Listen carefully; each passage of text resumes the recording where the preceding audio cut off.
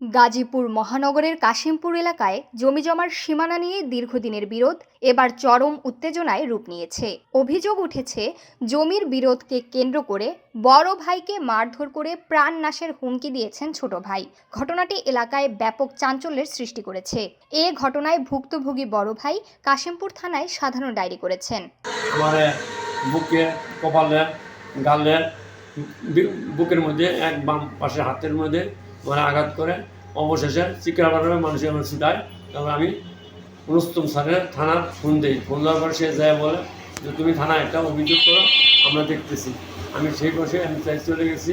তারা আমি medical report না, আমি অভিযোগ ছোটো হয়ে মাঝে মাঝে আমার মারধর করে। মারধরা আসলে খুব সুন্দর ভালোবাসার কথা বলা, মারধর চলে গেলে আবার সে শৃঙ্খলা ভাষায় বসে গালিগালাজ করে। আগে মারধরাও আসছিল, সেটা আসলে খুব ভালো কথা বলে, আবার চলে গেলে আবার আগের মতো বাসা শুরু করে, মারধর করে। থানায় আমি কোনদিন অভিযোগ করে এই প্রথম অভিযোগ করলাম। আজকে অভিযোগ করছি, বাইরের অভিযোগ করছি। এই জমি সীমান্ত ঘটনা নিয়ে তুই বাবারটা চুরি করে খাইছ, বাপের টাকা তুমি বন্ধ করে যাস না, হ্যাঁ ভালাইছ। 2010 সালে 2 সাল আমি দেশবাসীর কাছে সুষ্ঠু বিচার চাই এবং আইন প্রশাসনের কাছে আমি সুষ্ঠু বিচার চাই।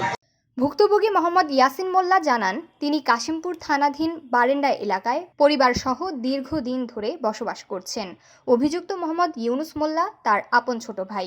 পারিবারিক জমির সীমানা নির্ধারণ নিয়ে বেশ কিছুদিন ধরেই দুই ভাইয়ের মধ্যে বিরোধ চলছিল।